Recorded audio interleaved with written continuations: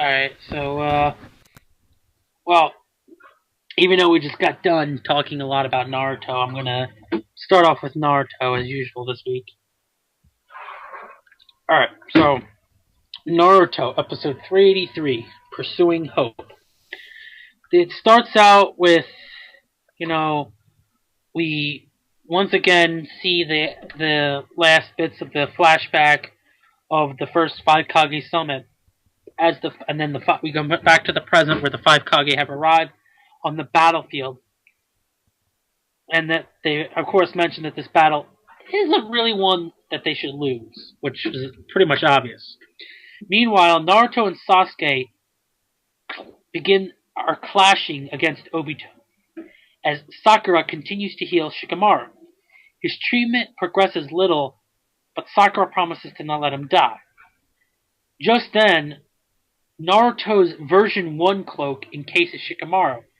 Now, Ino notes that it was Naruto. This was being done subconsciously of Naruto. It was a subconscious extension of Naruto's will, and this allows Shikamaru to regain some strength and be able to continue fighting.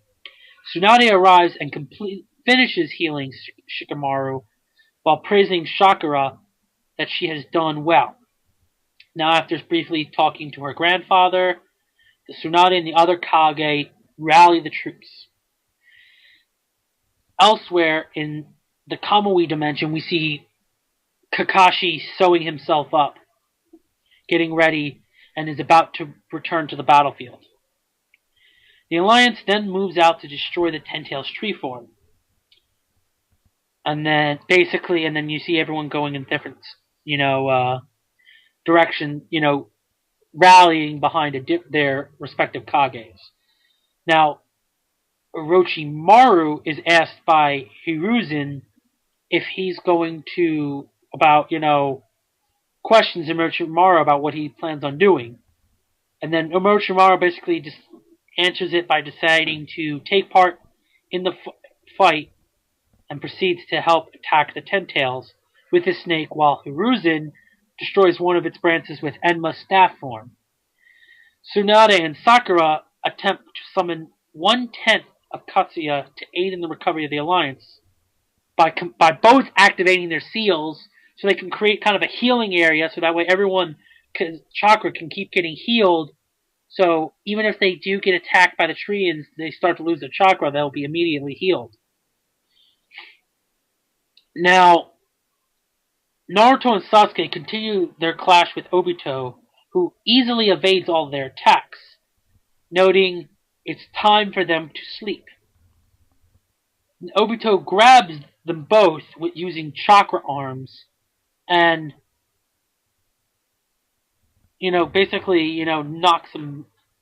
throws them to the ground, knocking them out of their forms. Naruto and Sasuke are forced out of their sage, their modes completely. And then Obito demands to know why Naruto still fights.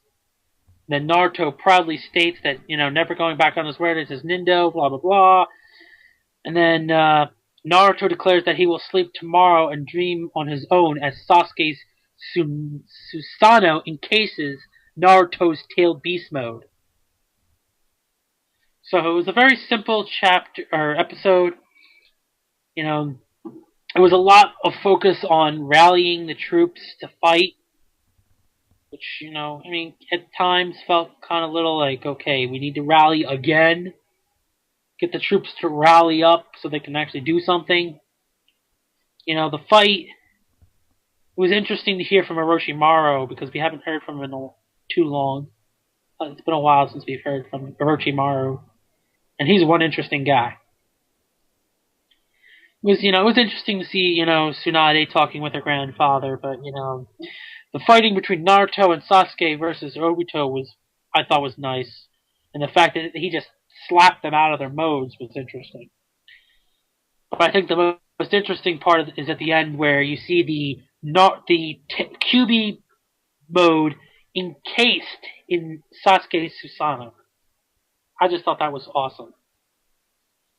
But overall, I would say it was a okay episode. Was nothing too special, but wasn't really that bad. So hopefully, I mean, I hope for better episodes to come, but I also know the content they're going to be working with. So I'm not real. My hopes aren't too high, knowing what's coming. But anyway, so that pretty much covers what happened in the episode and my thoughts on it. All right. So next up, fairy tale. This week's fairy tale episode was the first, I guess. I mean, last week's episode is technically, even though it was like a kind of standalone filler episode, this week's episode kind of officially started the filler arc, in my opinion, because it actually gave us the storyline of what's going to happen. And basically, what happens is, you get this whole setup where Natsu and Lucy and Happy go to the guild hall to get, and there's no one there because apparently there's this like weird weather that's going on, and everybody seems to be out on a mission that is conveniently suited for their skills. And they have trouble finding a mission, and then conveniently, out of nowhere, a mission was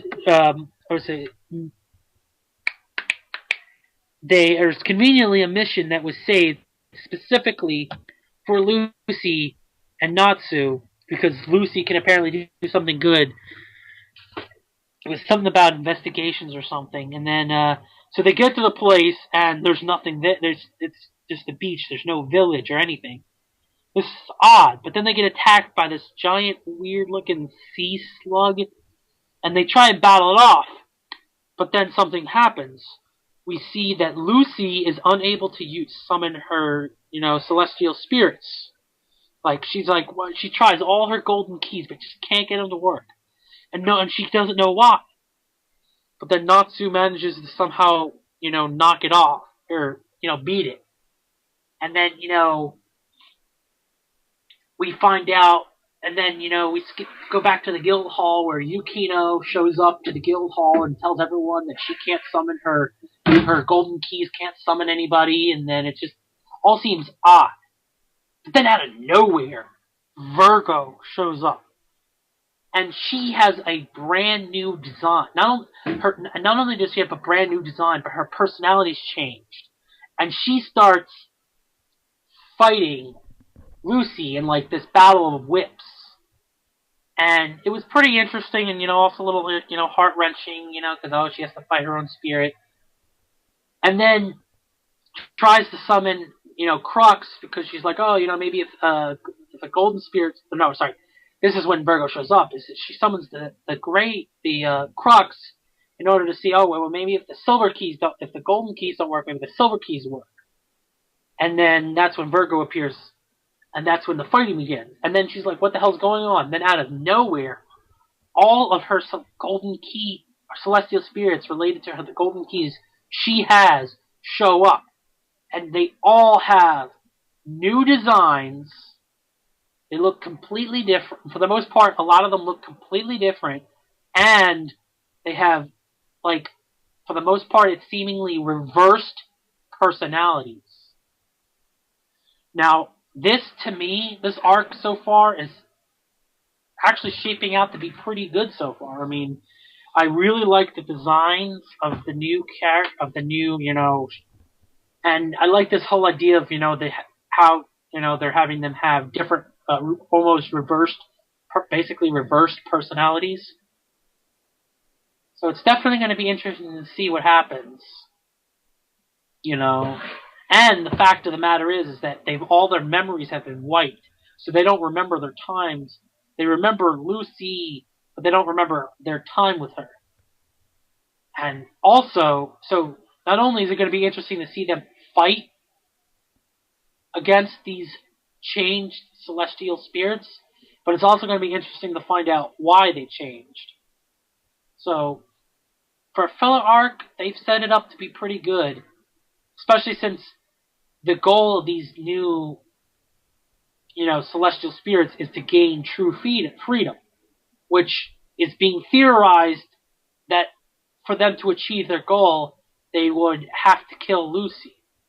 So it's going to be interesting to see what happens. You know, I don't think I've ever been this excited for a filler arc, and for any anime. So that pretty much covers my thoughts on this week's episode of Fairy Tail. One Piece.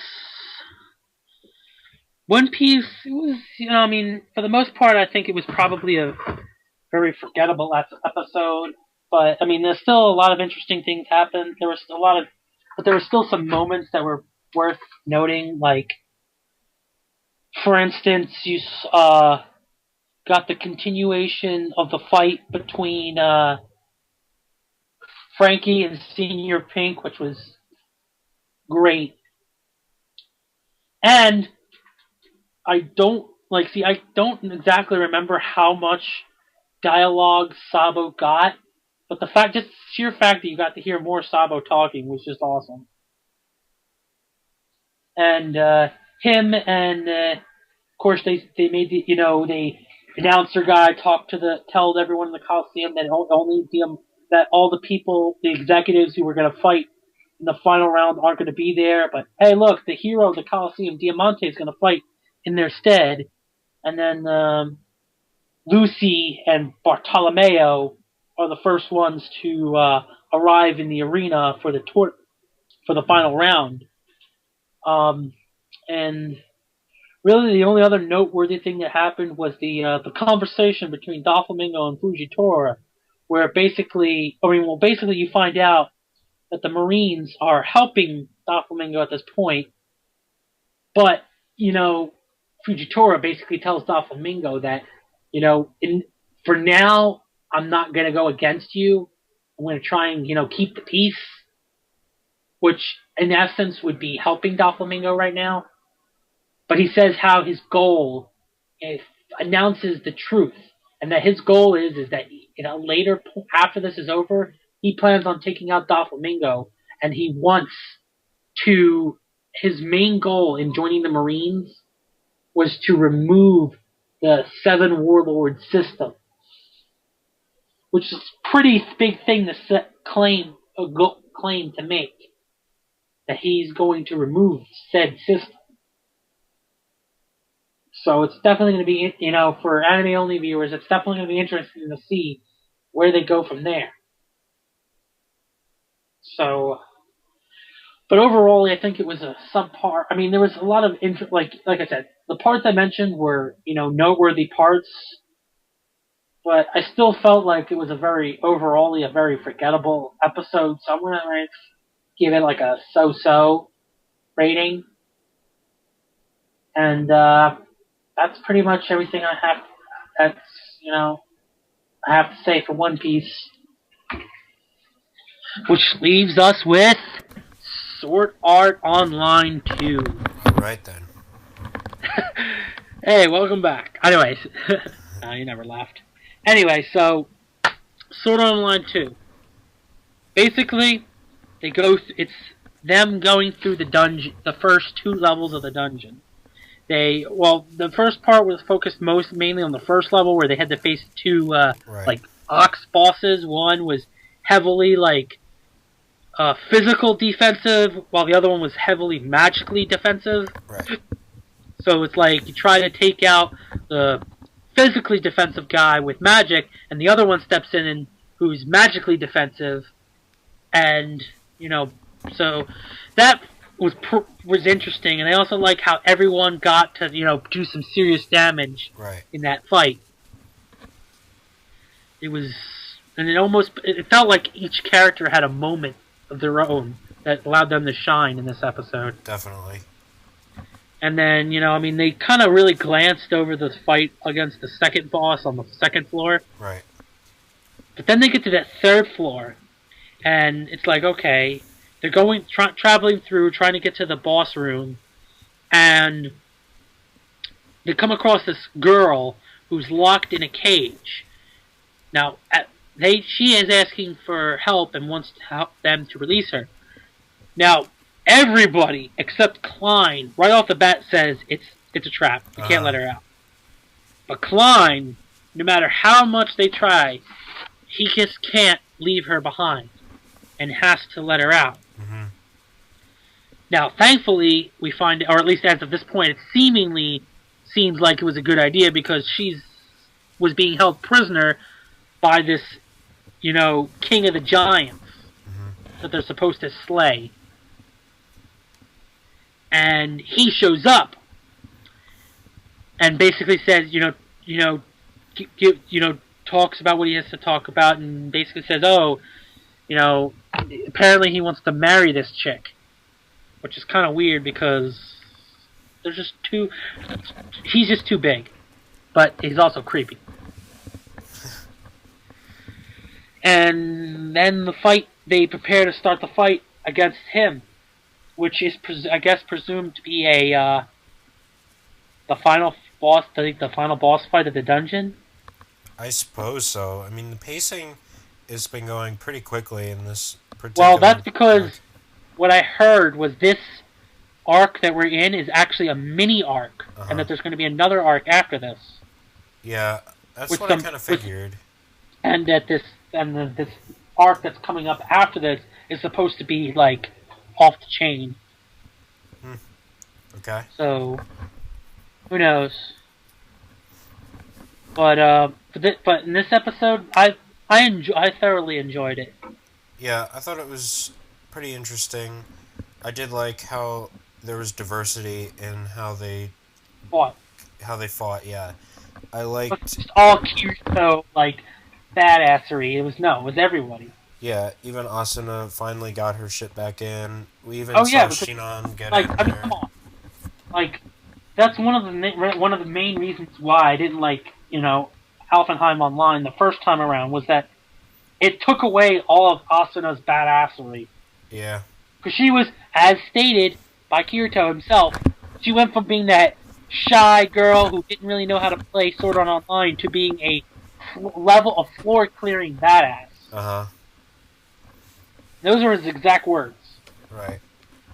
So the fact that she got nerfed heavily for Alfenheim Online and then was sidelined altogether in Gun Gale Online disappointed me. Yeah. And this was off the heels of how Sword Art Online ended, where she kind of started to nerf a little because of, when she started her relationship, her marriage with Kirito in the game. Yeah. That, I mean, it was nice, but, I was glad when they went back to fighting again. Mm-hmm. But she just got completely nerfed after that. Yeah. So, whether or not she'll get back into being a level-clearing badass, who knows? Yeah. Probably not. I like that Klein had a little bit more, character development. We haven't really seen much of Klein. Relevance, period. We don't, because for the most part, we didn't get to see him fight a lot in the series as a whole. Yeah, we don't really have much development from him at all, and he's just kind of there. And for him to get this whole Bushido thing, and then, of course, the whole I don't like magic thing, but I like the magic sword skill thing, whatever, I like that, because it's at least it's something for Klein. If he's going to be there, he might as well have some substance to him. So I'm glad that's that. Obviously, Shinon's getting involved in Alfheim Online, which is cool.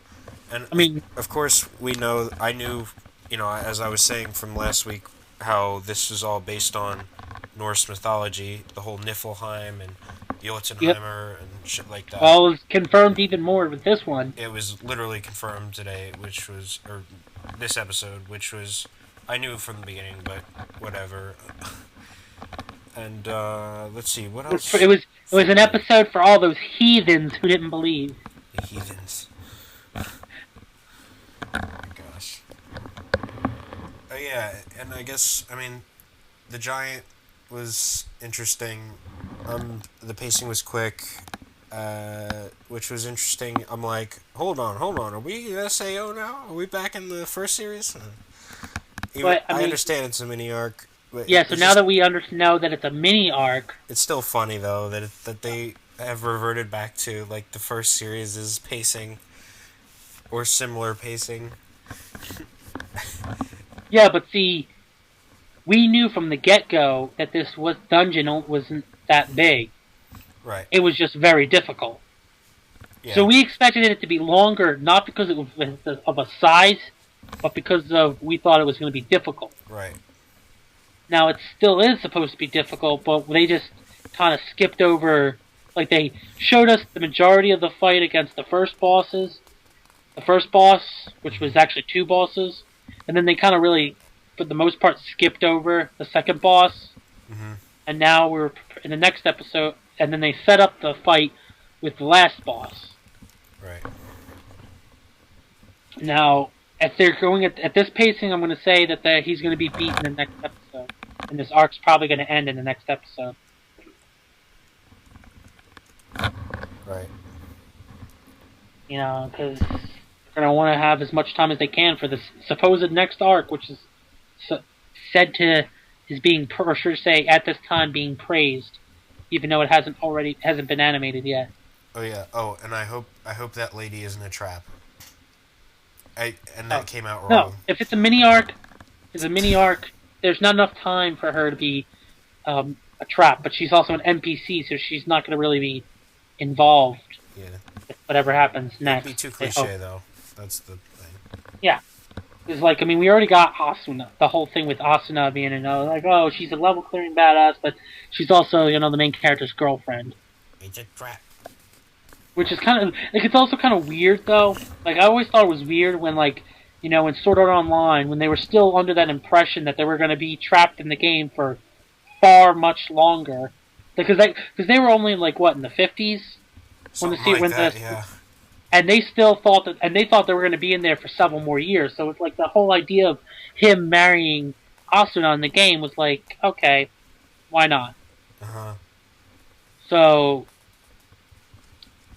that's where things, kind of. That's why they did that. Yeah. So then it's like kind of like when they were freed. Before we even knew that, the whole Altenheim Online thing was going to happen, we figured they were going to wake up, run to we figured, they were going to meet up and, and try and get married in the real world. But as we realized, many people forgot at that moment, they're under 18 years old at this point, at that point. Yeah. So it's like, and they're still in school, so they kind of sort of can't really do that. Yeah. But they have a, binding relationship because they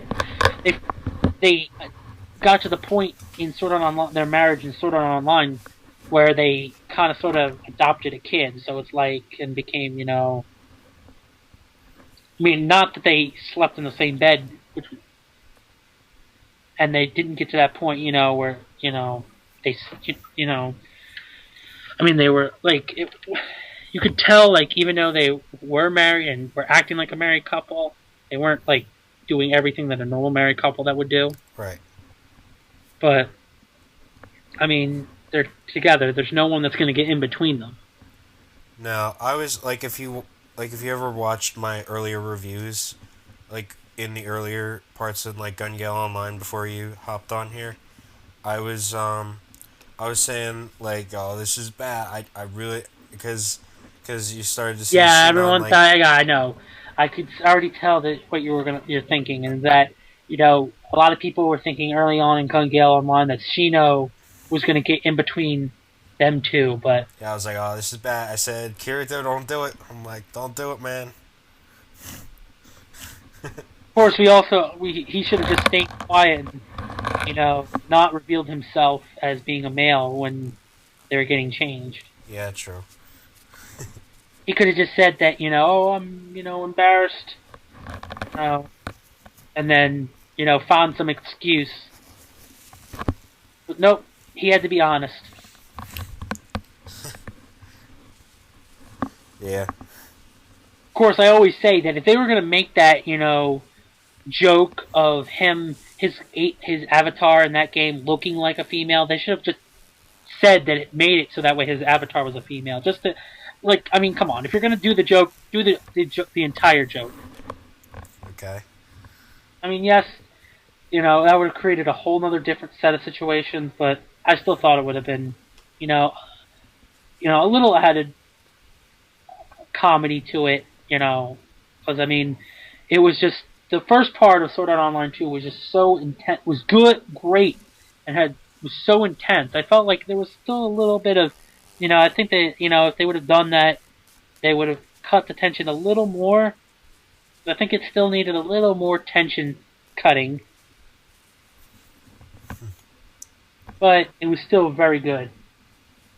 And this episode was, I would say, I mean, it was a very enjoyable episode. Yeah, I would say solid. Yeah. Alright, so my anime this week, as usual, we have Akame Kiru and then Unlimited Blade Works. So I think I'll start with Akame Kiru. And so this episode obviously featured two deaths, one from each side, one from Night Raid, one from the Jaegers. I'll start with Borz's death, which actually I thought was pretty good for once. So he's able to escape the fact that he's able to escape his nuke, and we see, uh, a little girl who is crying for help. But it's obviously Chelsea, and she's able to effectively kill him with a stab to the neck with some type of needle. And we see, a bit of like hallucination of his family and him reaching towards them and then falling flat on his face to die. I thought it was artistically very well done. I thought the execution of Chelsea coming in and killing him, I thought that was great. And ultimately, I thought that Boris had a good death because his character was built up only you could only build it up so much to the point where his character was already done being built from the beginning. We get to see a little bit of him grow a little with his teammates, but then his purpose has kind of been like done, and so he's done. But let's go to the second death. So Chelsea is able to mimic Boars and tries to kill Kurome. And when I read this in the manga, I knew for a fact it was not going to work. I thought that Kurome would sniff her out or some like by some method, saying, "Oh, you're not him." But she does end up stabbing her. But then I was like, okay, it's not gonna work for some reason, and it turns out because of drugs, another drug that apparently keeps her alive unless you screw up her heart or decapitate her, or I guess cut her in half, but whatever, bisect her in some way. Um, so then it's Chelsea who dies because Natala and the gun person was able to destroy her Tegu, which doesn't make a lot of sense. That I don't think that was a Tegu itself, but it destroyed a Tegu. But even though they established that a Tegu is the only thing that can fight another Tegu, whatever. Anyway, Chelsea's death was bad, and of course, as you guys know from my previous reviews, I did not like Chelsea. However, she started to get better as the series went along. That's because Tatsumi slowly started to change her. But we never got to see that fully turned around Chelsea in Night Raid. We got to see it kind of come to sort of fruition at the very end, but never inside Night Raid. Second, it was predictable. The second she talked to Robic or Lovick, it was obvious that she was going to die. Both in the manga and the anime, they telegraphed it very quickly. There was no shock value in this death whatsoever.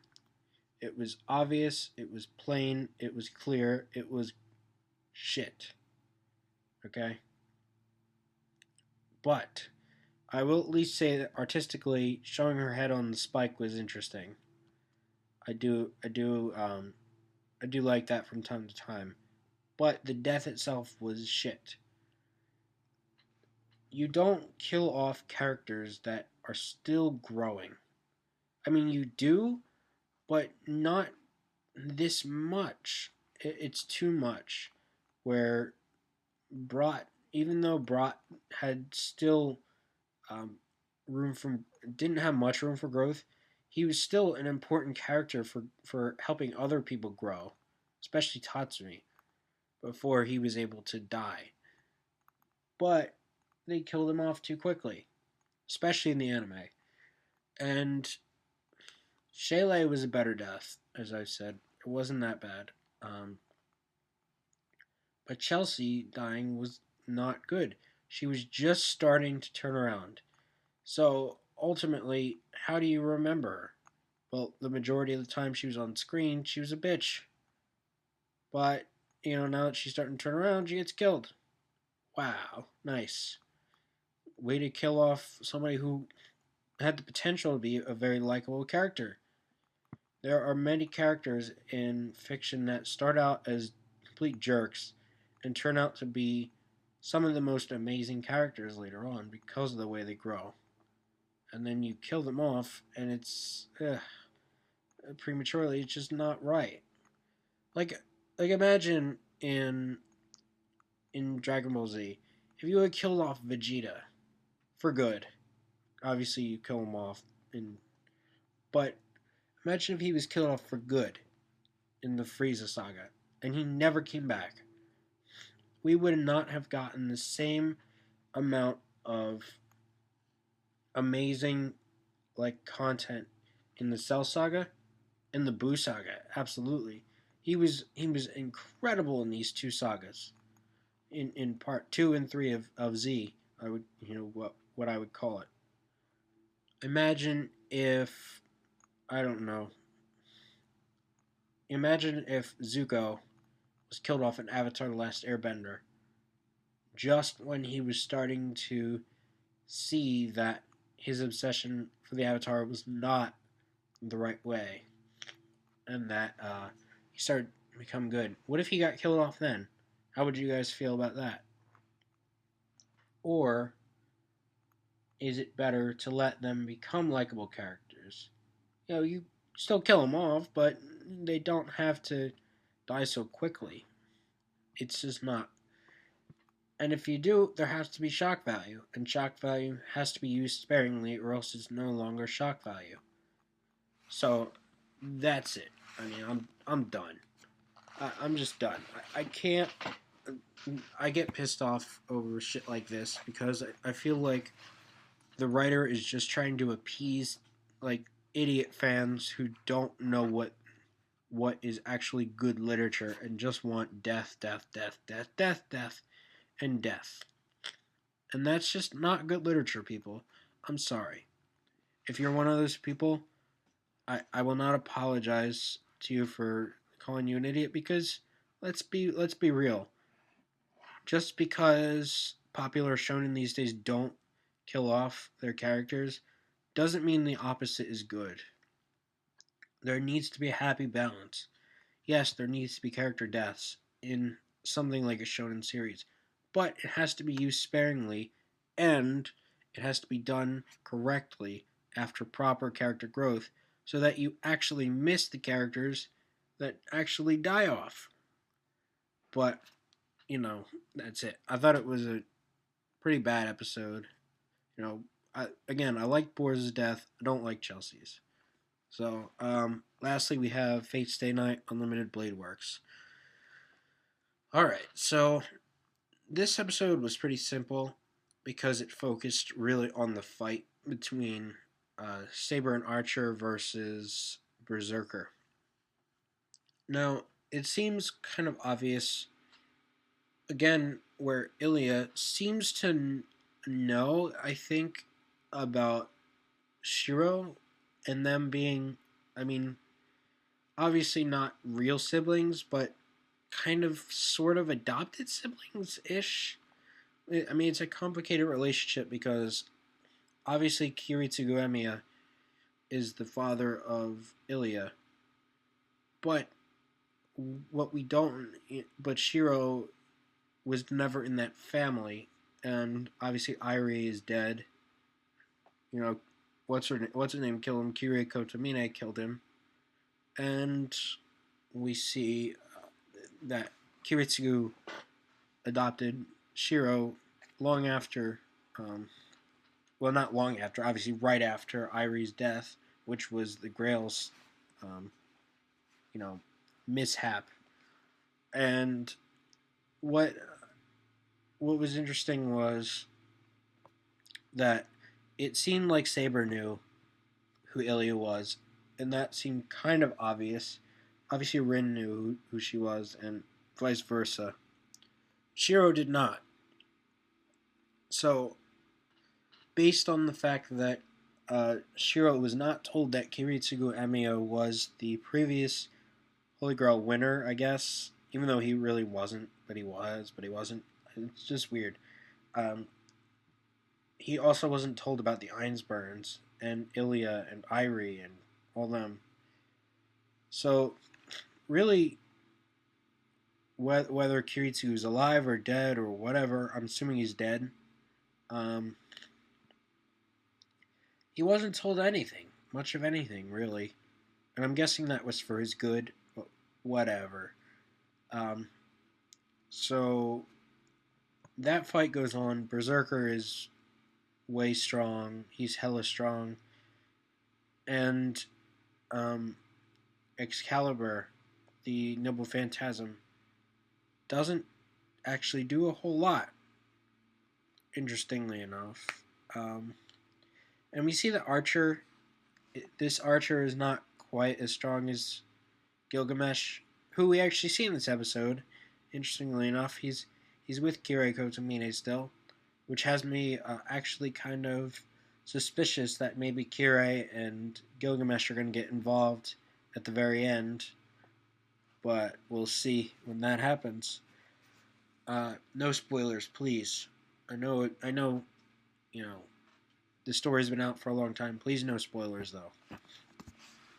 But, so Berserker kicks the crap out of them, basically. Though, Saber is able to make some dents, and Archer's like big weapon was able to do another dent, and then finally Ilya and Berserker walk away. And that's basically the episode in a nutshell. So, lastly, we do see that Shiro is able to guide Saber away from the last blast that sorry, my fucking sinuses. The last blast that is able to put some dent in Berserker, not really though. And we saw he sensed it through like the same power that he was using in episode 1. And Saber was kind of surprised, caught off guard, and I think even Shiro was kind of surprised that he sensed it coming.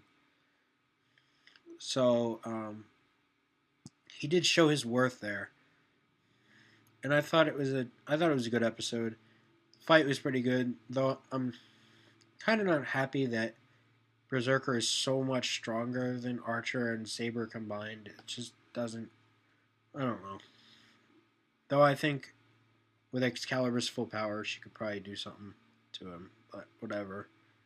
Like, I know Gilgamesh's Noble Phantasm would probably beat the living shit out of Berserker, so yeah, that's gonna do it for the anime section this week.